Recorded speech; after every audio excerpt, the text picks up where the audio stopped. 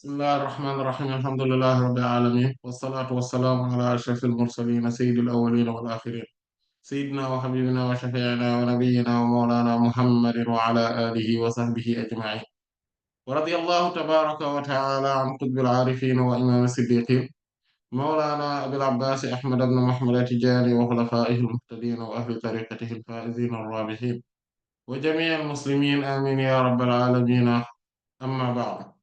Après avoir formulé les louanges à Allah subhanahu wa ta'ala et adressé les prières et salutations sur le noble prophète Sayyidina Muhammad sallallahu alayhi wa sallam. Donc, Inch'Allah ta'ala, aujourd'hui, nous allons entamer notre 60e séance concernant le fiqh allégé. On est toujours sur le livre de la purification, donc Kitab al-Tahara, et on est donc à la 7e séance concernant le chapitre du lavage rituel. Donc, le Babul Ghusl, donc les grandes ablutions ou le lavage rituel. Donc, lors des séances précédentes, on a parlé donc, donc du lavage rituel, de sa légifération, de ses causes, de ce qui le provoque et aussi ce qui est préférable. Donc, quels sont les événements qui, après, il serait préférable donc, de faire le lavage rituel. On a également parlé donc des choses aussi qui qu'on voudrait donc faire après le lavage rituel. Et on a également parlé donc de beaucoup bon, d'autres questions qui sont relatives, qui sont annexes à tout cela. Et cependant, maintenant, aujourd'hui, Inch'Allah, Ta'ala, on va attaquer un autre aspect. Ce sont, donc, on va décortiquer le lavage rituel en tant que tel. C'est-à-dire, on va regarder ce qu'on appelle fara'idul ghusl, c'est-à-dire les choses qui sont obligatoires ou en tout cas qui sont des devoirs prescrits dans le lavage rituel. Donc, ce sont vraiment ces piliers. Donc, les savants, globalement, on savent, comme on avait dit, que le lavage rituel a un grand pilier, c'est-à-dire, comme le Coran a dit, wa in kuntum junuban fattaharu. Et si vous êtes en état de janaba, donc fattaharu, donc on a également parlé de la janaba, si vous vous rappelez, voilà, globalement, on l'a traité. Et donc, il dit que si vous êtes en état de janaba, donc purifiez-vous intégralement. Donc, c'est cette purification intégrale.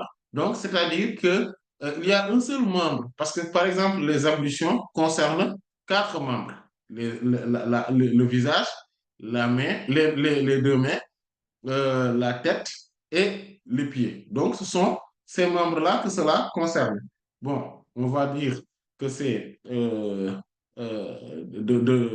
c'est quatre membres parce que les mains, on les considère comme étant un seul membre, mais en réalité, ils sont deux.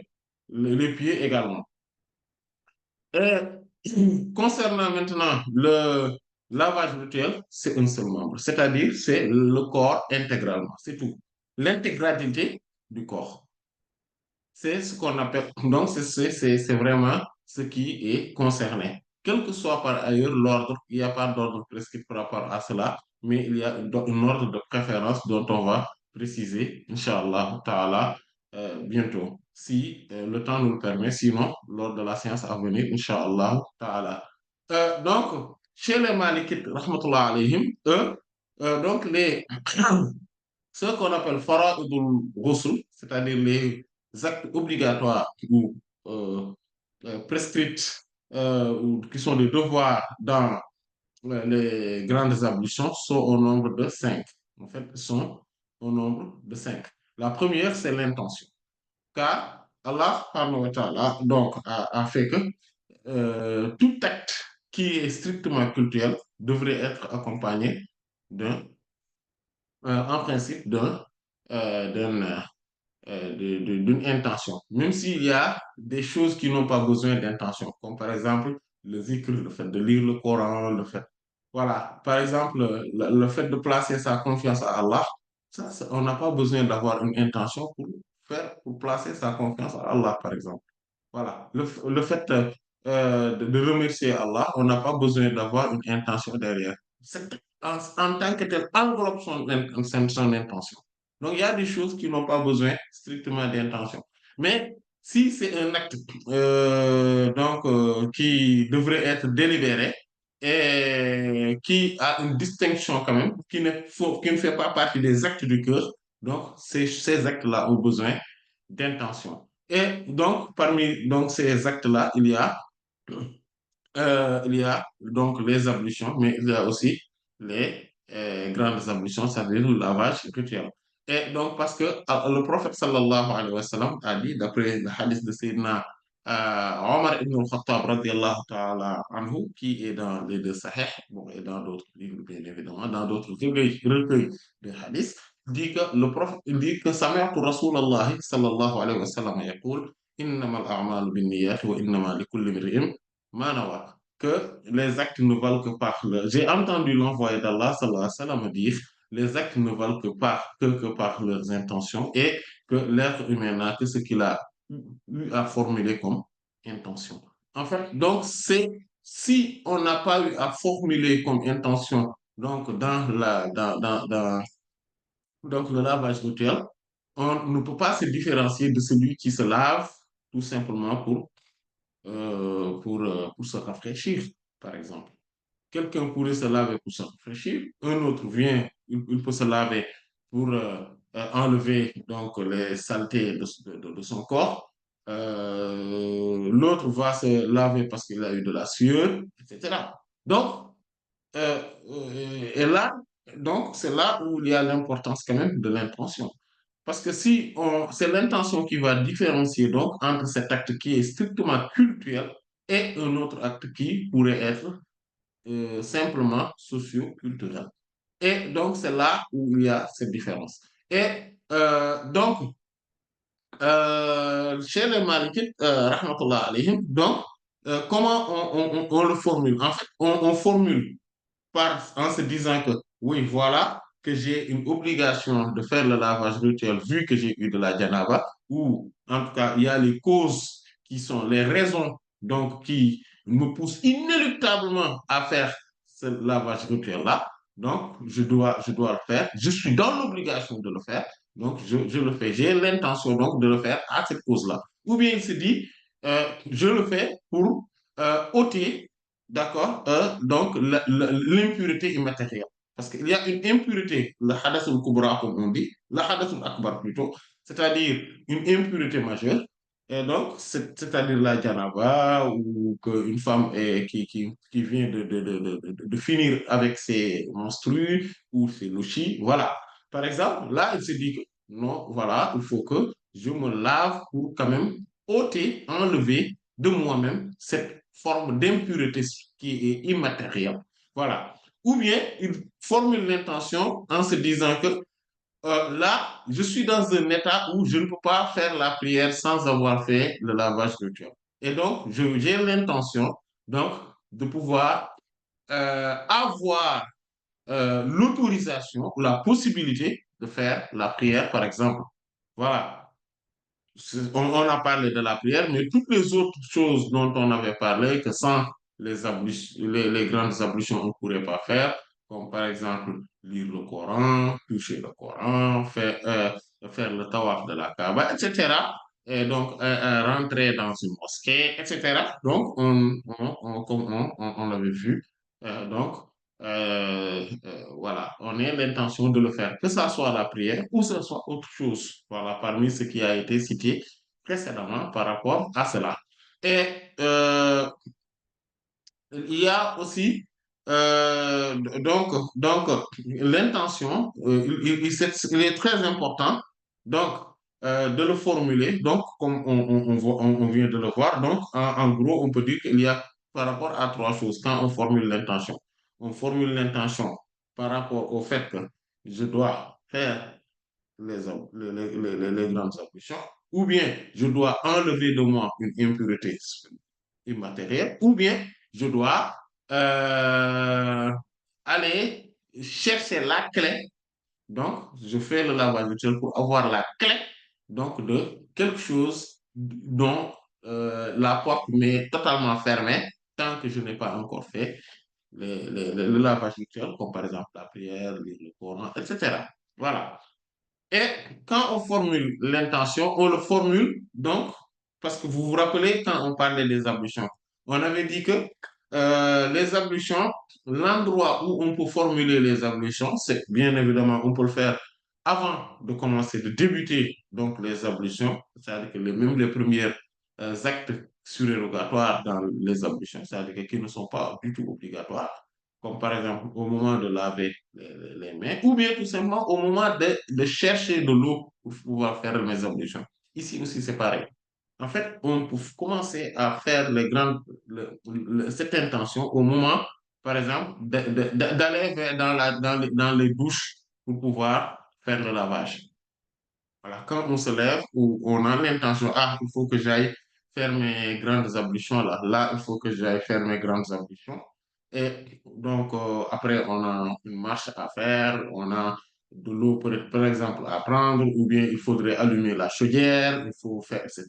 Mais tout cela est dans le même processus du fait qu'on ait l'intention de faire le lavage rituel. Comme on l'avait vu aussi, l'intention, c'est la chose qui se trouve, c'est la notion ou qui se trouve, la formule qui se trouve dans le cœur de l'être humain, de telle sorte que si on lui demandait pourquoi tu fais ceci, ce dont il va répondre. En fait, c'est ça l'intention. L'intention n'a pas besoin d'être formulée. Oui, j'ai l'intention d'aller faire le lavage, etc. Non, on n'a pas besoin de tout cela.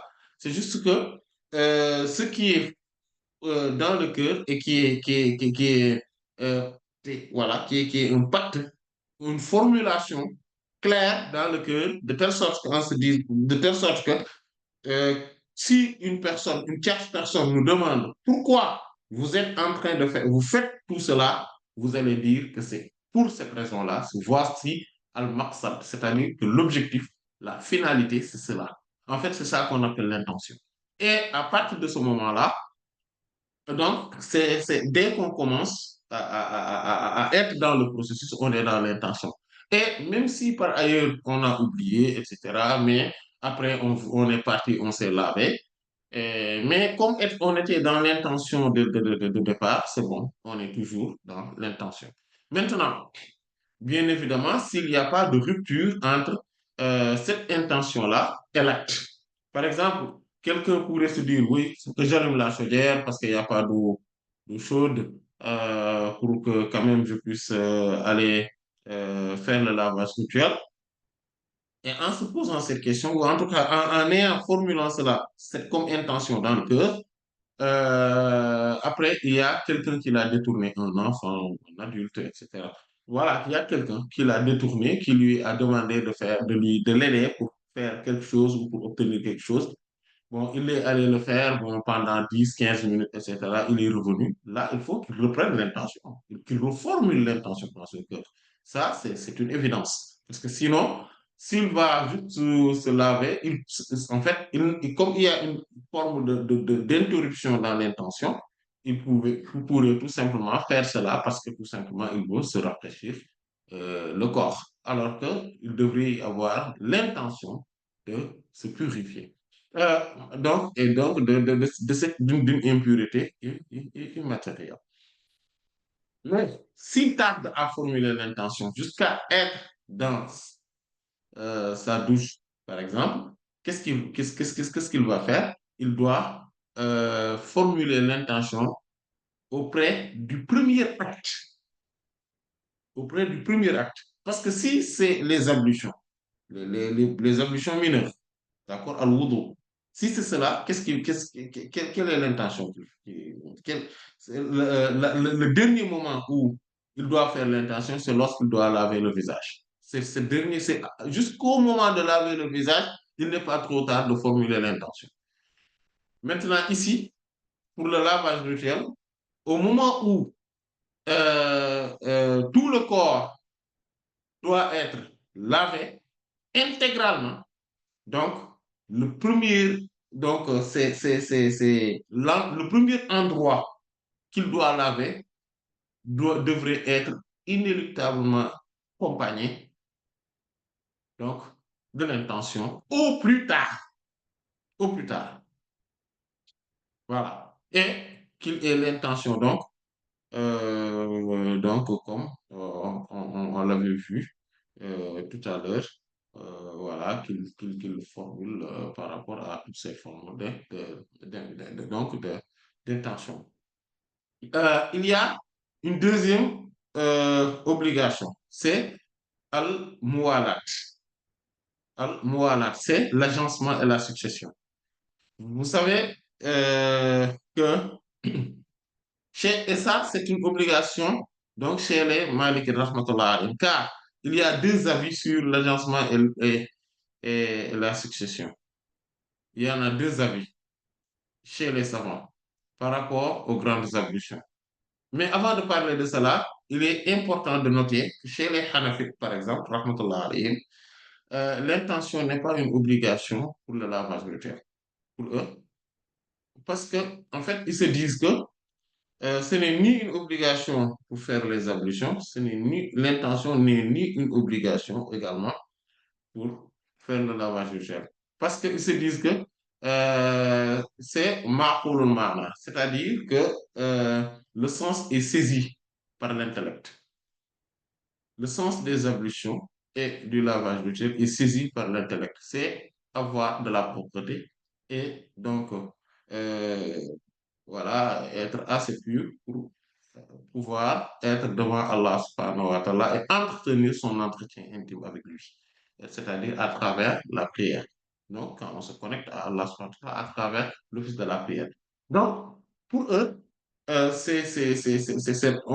peut faire les grandes ablutions et même les ablutions mineures, donc le lavage rituel et les ablutions mineures. Et on n'a pas besoin de formuler l'intention. Si on le formule, c'est tant mieux, mais ce n'est pas un pilier qui va annuler, si on ne le fait pas, qui va annuler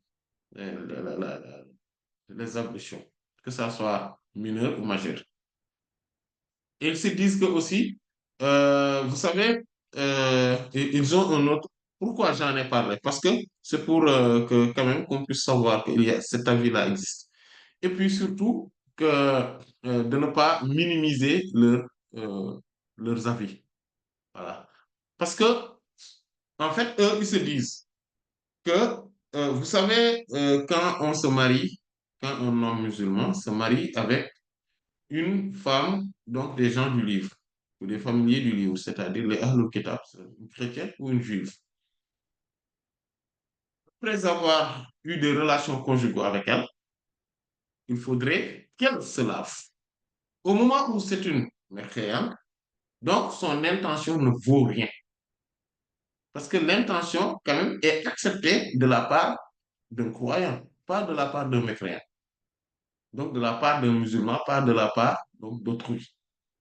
À partir de ce moment, donc, ils se disent, mais si l'intention était une obligation, mais la femme chrétienne ou juive ne serait pas tenue de faire les grandes ablutions après les relations conjugales avec leur époux, ni après leur menstru.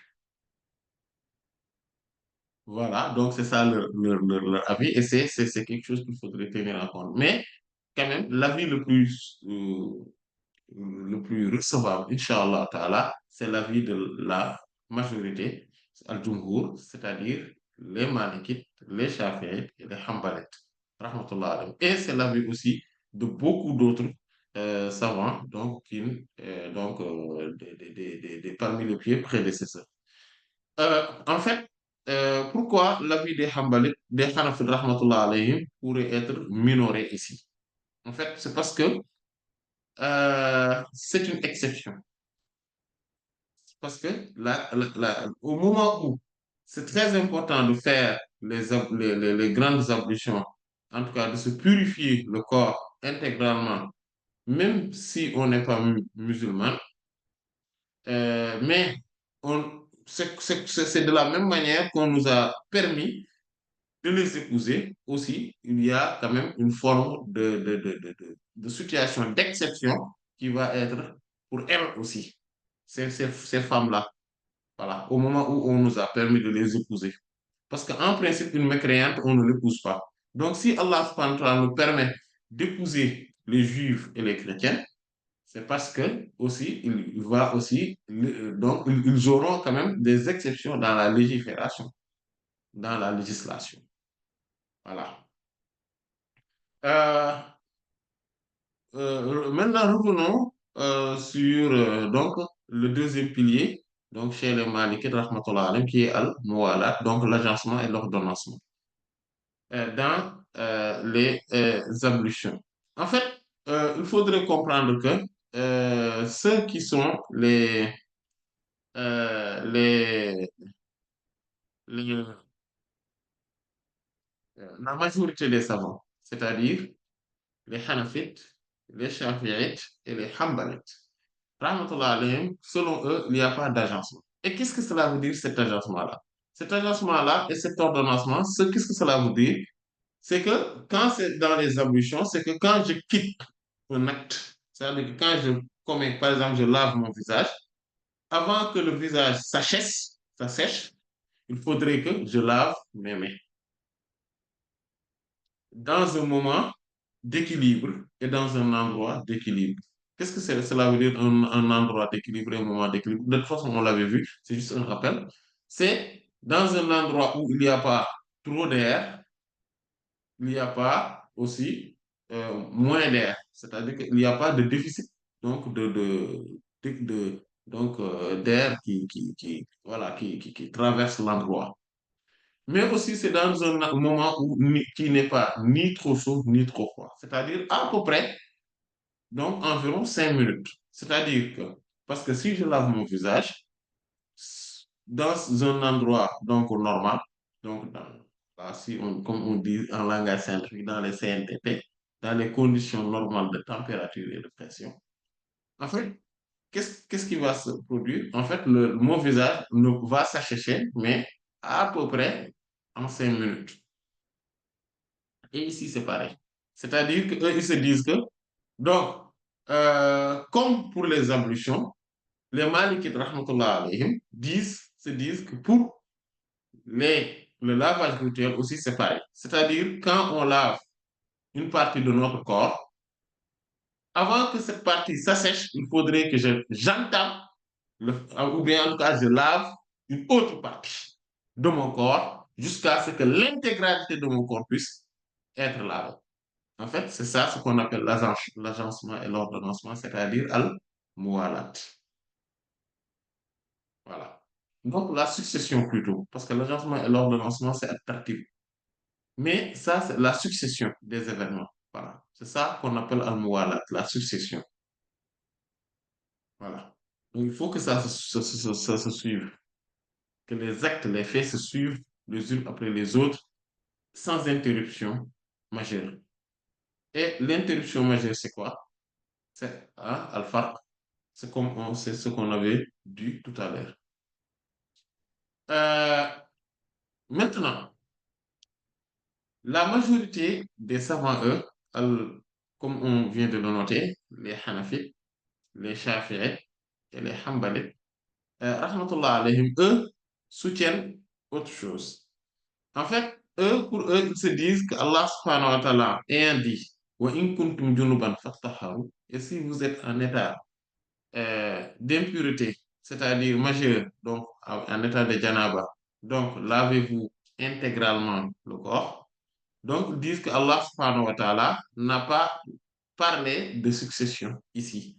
Il a juste demandé de laver intégralement le corps. Quelle que soit la manière et la façon dont on est arrivé à laver intégralement le corps, donc c'est bon.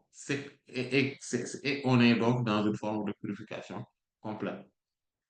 Et il se base également sur donc, le hadith de Sayyidatuna Maymuna, radiallahu tabaraka wa ta'ala anha, et qui dit, donc qu'elle faisait la description du lavage rituel du prophète sallallahu alayhi wa sallam, en disant, tawadda'a, thumma ghasala ra'sahu thalatha, thumma afragha ala jasadihi, thumma tanaha min maqamihi, fa ghasala qadamayhi. Donc, c'est un hadith qui est dans les deux sahih, en disant euh, que le prophète sallallahu alayhi wa sallam a fait d'abord, c'est-à-dire qu'il s'est comporté comme s'il faisait d'abord les ablutions. Et qu'après, il a lavé la tête 3 fois. On en avait parlé. Puis, il a versé de l'eau sur donc, son corps, l'intégralité de son corps. Puis, il s'est déplacé de son lit.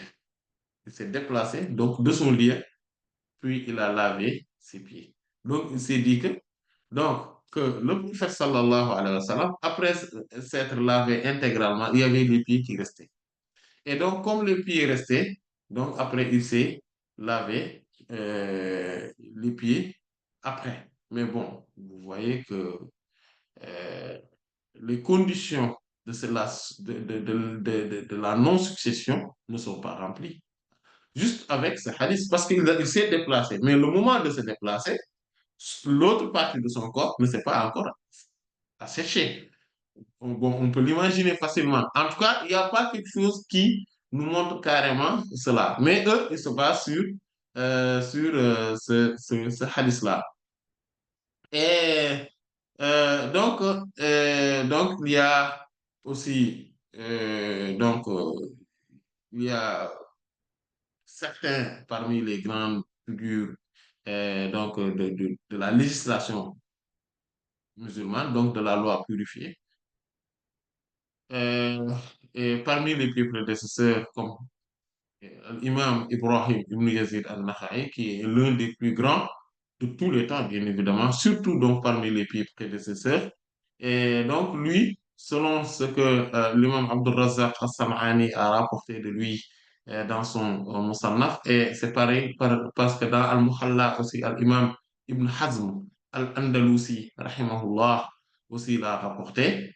Et lui, il dit que كان أحدهم يغسل رأسه من الجنابة بسدر ثم يمكث ساعة ثم يغسل سائر جسده. Il dit que nous, donc à notre époque, parce que lui, il fait partie des grands tabi'is quand même, c'est-à-dire les grands disciples des Sahaba. Radiyallahu anhum. Bon, dans la, dans la, dans la renommée, je veux dire. Voilà. Mais il a vu aussi des grands, donc dans l'âge, il a vu beaucoup de grands parmi les disciples des Sahaba, radiyallahu anhum, mais aussi parmi les Sahaba, il en a rencontré. Donc, il dit que il y en a certains, donc, parmi eux, qui lavaient donc sa tête quand il avait la janaba et il utilisait également donc du jujubier. Donc, voilà, pour se purifier, encore comme on l'avait vu lors des séances précédentes, l'intérêt d'utiliser, par exemple, le savon, etc., pour enlever ce qui est impur, etc. Tout ça, lors du même du lavage rituel, on en avait parlé.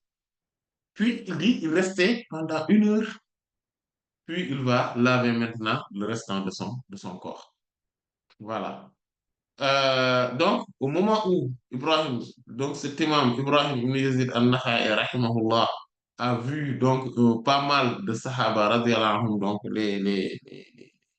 donc ceux qui étaient enfants à l'époque du prophète sallallahu alayhi wa sallam, c'est-à-dire qui n'étaient pas encore des adultes, je veux dire, et il a rencontré également des grands parmi les tabi'is, rahmatullah alayhim, qui parmi eux d'ailleurs, il y a Alqamat ibn Yazid al-Nakha'i, et il y a Al-Aswad, Aswad aussi, donc eux, qui sont parmi les plus grands compagnons de Sayyidina Abdullah ibn Mas'ud radiyallahu anhu. Et d'ailleurs, Sayyidina Abdullah ibn Mas'ud radiyallahu anhu était parmi les plus grands légistes à l'époque du prophète sallallahu alayhi wa sallam, qui est un des sahaba radiyallahu anhu. Donc lui, s'il dit cela, donc pour lui, voilà, euh, donc il se dit que cela montre que la succession donc, des événements, en tout cas dans le lavage rituel, n'est pas une obligation. Donc ça, c'est ce qu'ils soutiennent. Voilà. Et ils se disent également, en fait, quand on fait le lavage rituel, au moment où c'est tout le corps humain, l'intégralité donc du corps humain qui est concerné, et c'est un seul membre. Donc c'est un seul membre. En fait, on n'est pas à l'abri donc d'oublier une petite partie du corps humain. Voilà. Par exemple, au-dessous des pieds, entre les doigts, etc., quelque part. Et donc, ce serait quand même, euh, voilà, et dans ces cas de figure, donc ce serait trop dur, en fait, de se dire que voilà, donc comme le lavage rituel, il faudrait la succession des événements. Donc, s'il t'arrive que tu te laves déjà, et après tu sors, et après tu vois que dans ton corps, il y a une partie, aussi infime soit-elle, et donc qui a été laissée, et donc, il faudrait reprendre tout parce que la succession, c'est une obligation. En fait, ce serait quelque chose qui ne serait pas logique, en tout cas par rapport à l'esprit de l'islam, c'est-à-dire l'esprit de facilité que contient donc la loi, la législation. Vous voyez? Donc, c'est pour cela que cet avis-là, pourquoi je me suis appesanti sur cet avis-là, parce que c'est important, parce que non seulement c'est l'avis de la majorité des savants, mais ils l'ont argumenté. Et je vais vous dire aussi quelle en serait l'utilité si quelqu'un se dit que cet avis-là me convainc vraiment. Pourquoi c'est utile? C'est utile euh, parce que, euh, par exemple, souvent ça arrive aux femmes, par exemple. Disons une femme qui, donc, ne veut pas donc, mouiller sa chevelure. Elle se dit que, voilà, là, par exemple, elle doit se laver. OK? Par exemple, elle vit les rapports conjugaux avec son époux. Elle veut dormir, mais se dit qu'elle va se laver. Mais elle ne veut pas dormir avec la tête mouillée. D'accord? Donc, elle va laver tout le reste du corps. Et le lendemain, quand elle va se lever, elle va juste laver l'autre partie, l'autre partie. Donc, voilà, par exemple, un cas pratique. Et d'autres cas pratiques pourraient se réaliser. Si, par exemple, eux, la manière dont ils ont interprété le hadith de Sayyidatuna Maïmouna radiyallahu anha, quand il dit que summa tanaha min maqamihi, summa ghasala rijlayhi.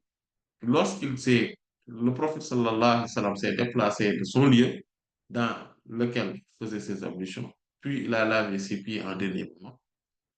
Par exemple, au moment où eux, ils se disent que il y a un temps qui s'est écoulé, donc, pour eux, donc, ce qui montre que la succession n'est pas une obligation. Euh, donc, ça, c'est aussi une autre forme. Par exemple, on se lave quelque part, mais on se trouve que voilà, je ne veux pas, je n'ai pas assez d'eau pour rester ici, pour se déplacer après, parce que j'aurai besoin quand même de laver mes pieds, parce que mes pieds vont être sales après. Donc, il laisse donc les pieds et il va jusqu'à l'endroit où il veut partir, il lave les pieds, etc. Donc, il y a des cas pratiques par rapport à cela. Donc, c'est très important aussi de le comprendre ici. Donc, dans ces trois mazhabs-là, c'est-à-dire les Hanafites, les Shafi'ites et les Hanbalites, rahmatullah alayhim, voilà ce que cela pourrait permettre de faire. Par contre, les Malikites, rahmatullah alayhim, eux, considèrent que c'est un acte intégral. Au moment où c'est un acte intégral, donc on ne peut pas euh, voilà, on ne peut pas le disloquer, on ne peut pas les dissocier. C'est comme les ablutions, comme on en avait vu par rapport aux ablutions. Voilà. Et que quand il y a une dissociation mineure, c'est-à-dire avec un temps raisonnable, ça, ce n'est pas un problème.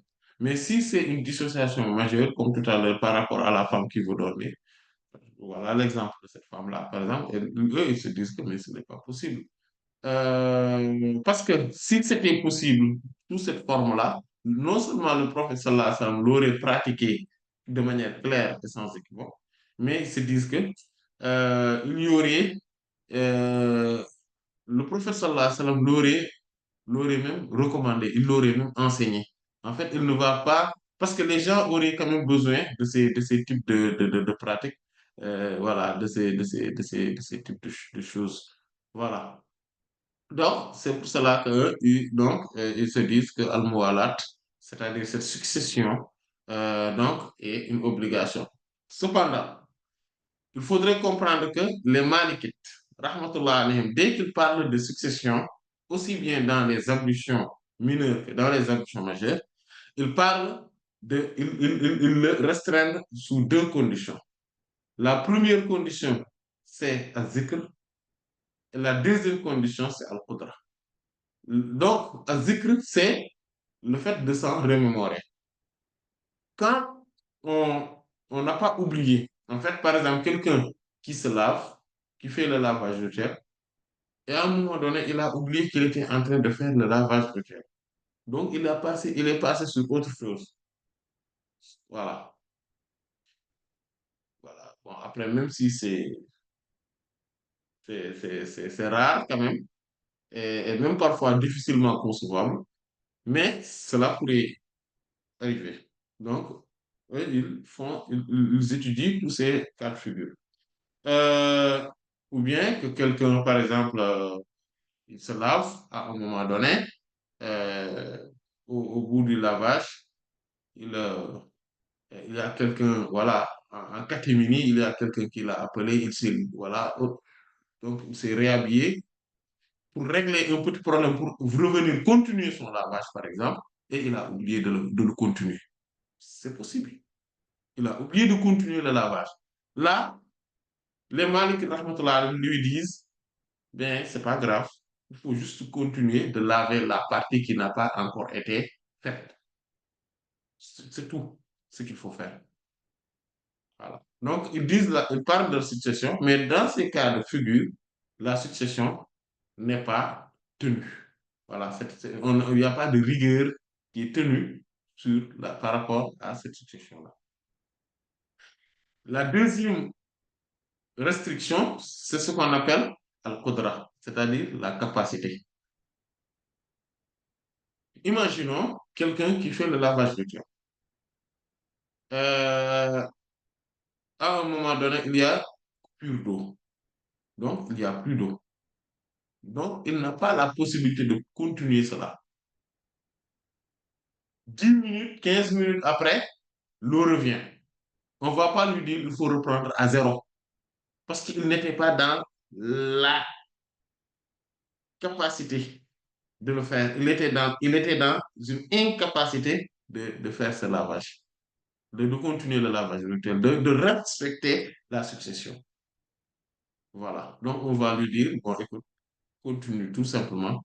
Hein, voilà, là où tu en étais.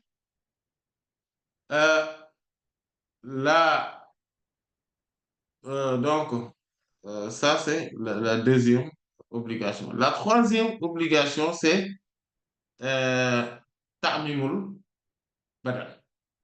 C'est-à-dire, il faut euh, laver tout le corps. Voilà. Donc, il ila sa'iril badan ou sa'iril jasad. C'est-à-dire le fait que l'eau puisse accéder dans tout le corps. Donc, partout dans le corps humain, il faudrait que l'eau y accède. Et ça, c'est comme Allah subhanahu wa ta'ala dit, wa in kuntum junuban fattaharu. Donc, comme c'est dans la sourate Al-Maïda, si vous êtes en état donc de janaba, purifiez-vous intégralement. Et d'ailleurs, euh, comme il a dit également par rapport aux femmes qui voient leurs règles après les menstrues, lorsqu'elles se purifient le corps intégralement.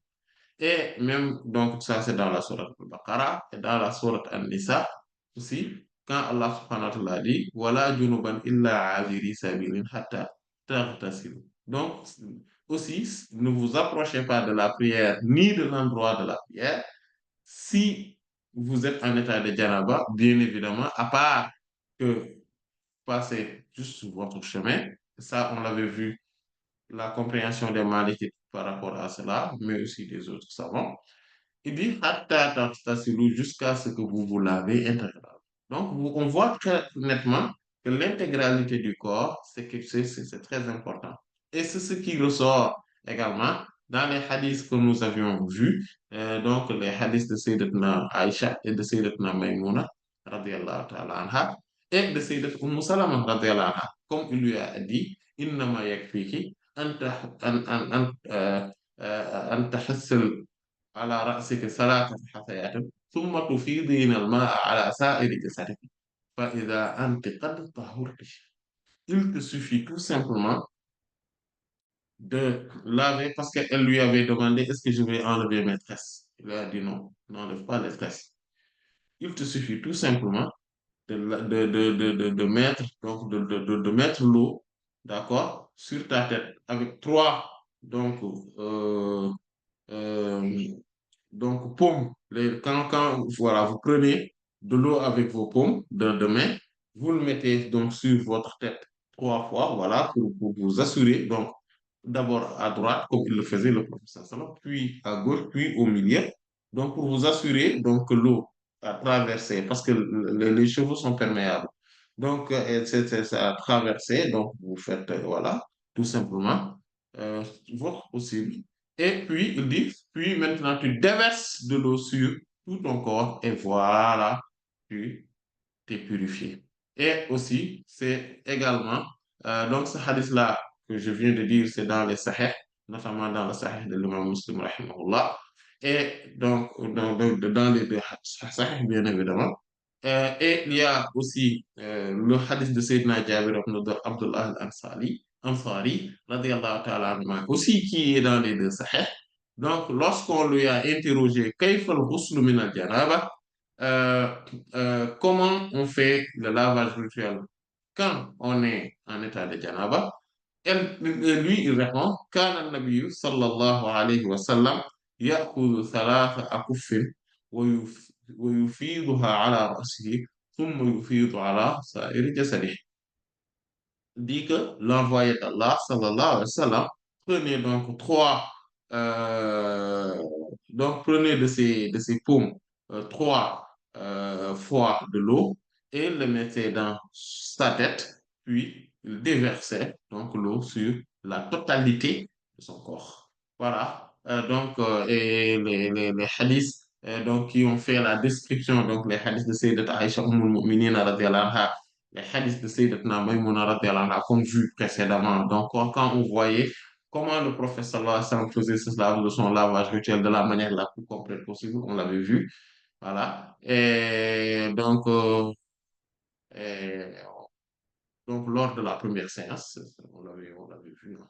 Voilà, lors de la première séance. Aujourd'hui, on est à la septième séance.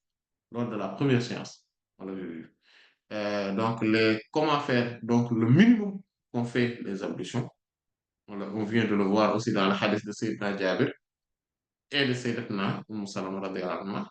Cependant, la manière la plus parfaite, on le voit également, on l'avait déjà vu, et Inch'Allah Ta'ala, donc on va, peut-être on va le revoir, Inch'Allah, lorsqu'on va parler donc des sunnahs, etc. On va en reparler, Inch'Allah Ta'ala, donc peut-être lors de la séance à venir. Et donc ça, c'est une obligation. L'autre obligation, donc chez les Malikites, rahmatullah alayhim, donc c'est ad-dalk. Voilà, c'est ad-dalk. C'est-à-dire le frottement, le fait de frotter le corps. En fait, quand ils disent ad-dalk, le fait de frotter, comme on l'avait vu lors euh,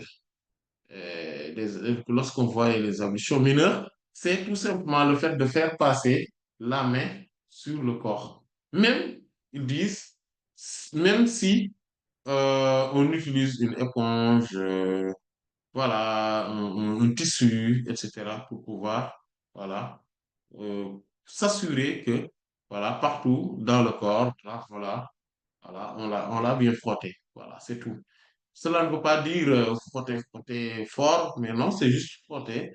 C'est le fait de faire passer donc la main sur le corps. Parce que pour eux, en fait, l'eau, même si l'eau touche une partie du corps, l'eau ne peut pas laver le corps réellement, c'est-à-dire ne peut pas vraiment laver le corps sans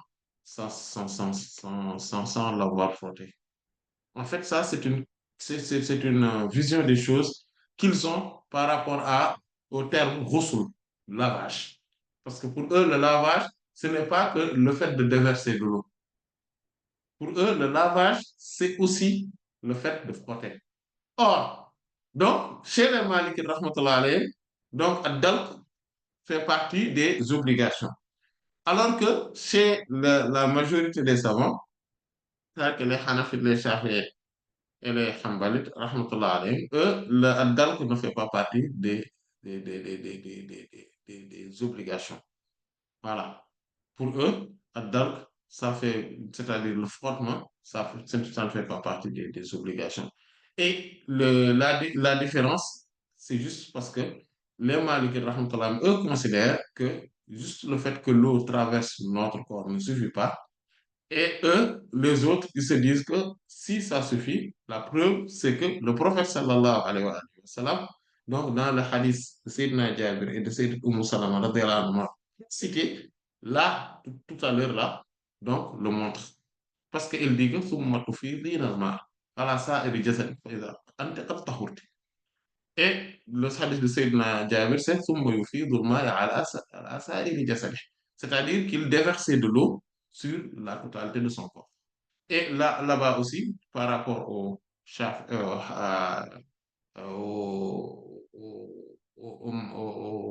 hadith de Sayyidat Salama, elle lui dit, puis tu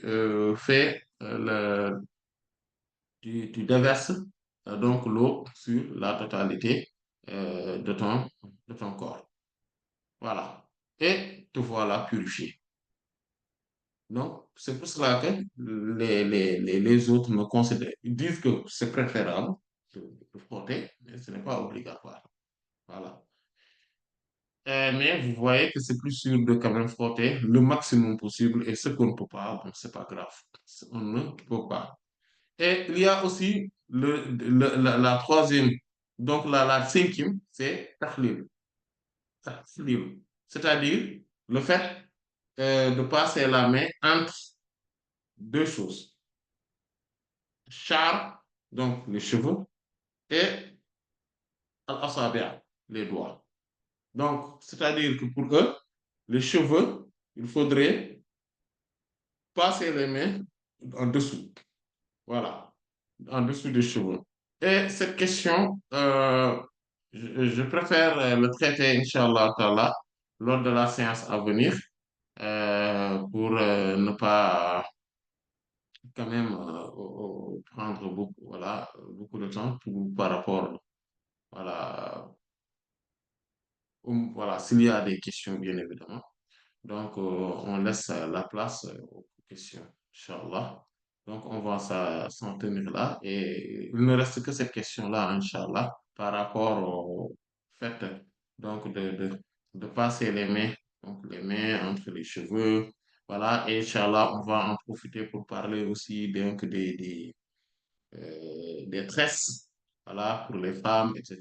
Donc voilà, par rapport à tout ça, il y a pas mal de questions donc, qui seront concernées et donc, et même aussi par rapport aux pieds, aussi les doigts, quoi la différenciation entre les doigts des mains et les doigts des pieds, pourquoi dans le lavage de tel, voilà, on l'oblige et que dans, par exemple, les ablutions mineures, on ne l'oblige pas, etc. Tout ça. Donc, on va en parler, Inch'Allah Ta'ala. Donc, je préfère qu'on puisse avoir le temps d'en parler, voilà, largement, ou en tout cas avec beaucoup plus d'aisance.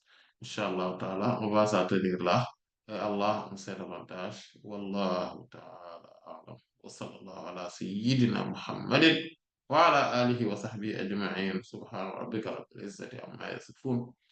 Wa salamun ala al-mursalin. Walhamdulillahi rabbil alamin. Assalamu alaikum wa rahmatullah.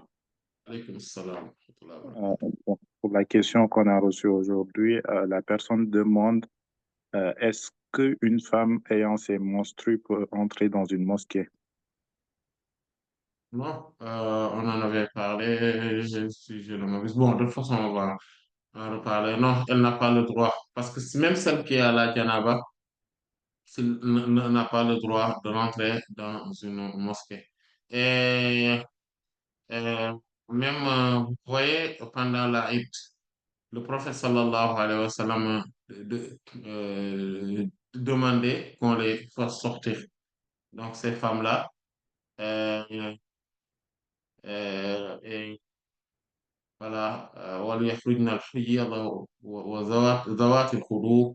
Donc, qu'on fasse sortir également celles qui voient, donc c'est le hadith de Sayyidat Asma radiallahu anha qui est dans les Sahih. Et même les femmes euh, qui voient les menstrues et celles aussi qui, voilà, les jeunes filles, tout ça. Donc, Zawat al-Khudûr, donc les jeunes filles qui sont réservées dans leur voilà, dans leur coin, etc. Il faudrait qu'elles sortent, que tout le monde sorte, voilà, des وَلْيَحْضُرْنَ ذِكْرَ اللَّهِ, donc afin qu'elles puissent assister donc au rappel d'Allah, à la mention, donc à la remémoration d'Allah subhanahu wa ta'ala. Et dans une autre version, وَلْيَحْضُرْنَ الْخَيْرَ, donc pour qu'elles puissent attester, ou en tout cas qu'elles puissent témoigner le bien, qu'elles soient là quand il y a donc pour ce bien-là.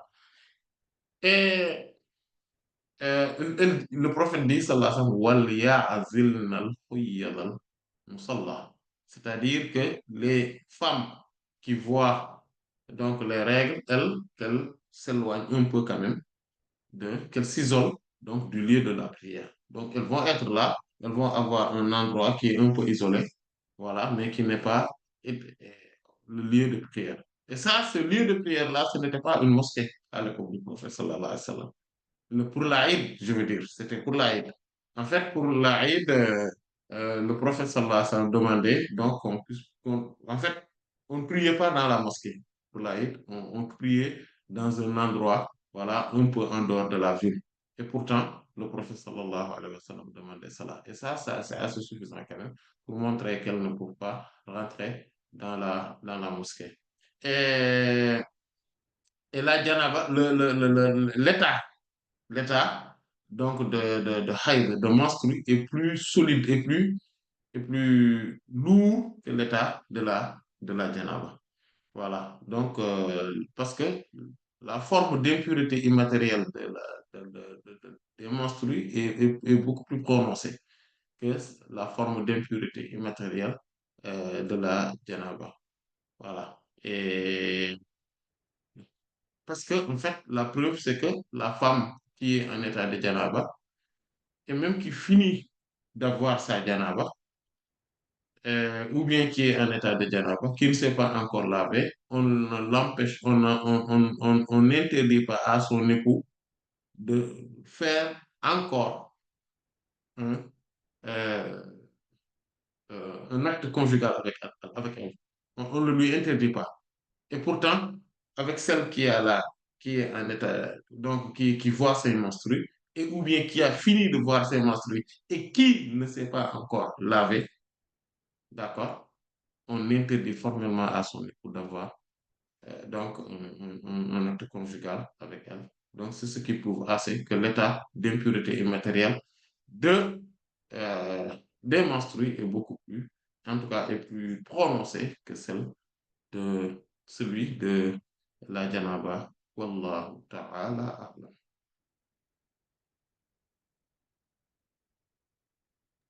Euh, il y a une autre question à la suite. Est-ce que cela concerne aussi un non-musulman, le fait de s'éloigner, le fait de s'éloigner des mosquées? Non, non, les non-musulmans, euh, euh, cela ne les concerne pas de manière totale. Parce que le prophète sallallahu alayhi wa sallam, si vous vous rappelez, Sayyidina Usasa, radiallahu anhu, donc le prophète sallallahu alayhi wa sallam, donc quand il n'était pas encore musulman, le prophète sallallahu alayhi wa sallam l'a mis dans la mosquée, il l'avait attaché là-bas. D'accord? Il l'avait en tout cas emprisonné dans la mosquée. Ouais. Et il y a aussi le Wafd Bani Najran, de la délégation des Banu Najran, donc qui étaient des chrétiens, donc de Médine. Le prophète sallallahu alayhi wa sallam les avait reçus donc, dans la mosquée. Donc, ce qui montre que il y a donc des cas de figure, des exceptions par rapport aux mécréants. Donc, parce que eux ne sont pas encore tenus de respecter ces formes de règles. Donc, surtout le fait, le fait qu'ils puissent rentrer dans la mosquée, voir la ferveur qui est là, discuter en tout cas avec les musulmans de ce qui pourrait les permettre donc d'embrasser l'islam. Donc, ces utilités, ces profits-là sont beaucoup plus élevés que le fait qu'on puisse les interdire de rentrer dans la mosquée à cause de leur état d'impureté immatérielle. Donc voilà, donc c'est pour cela que c'est autorisé par rapport à eux. Et Allah en sait davantage. Wallah ta'ala.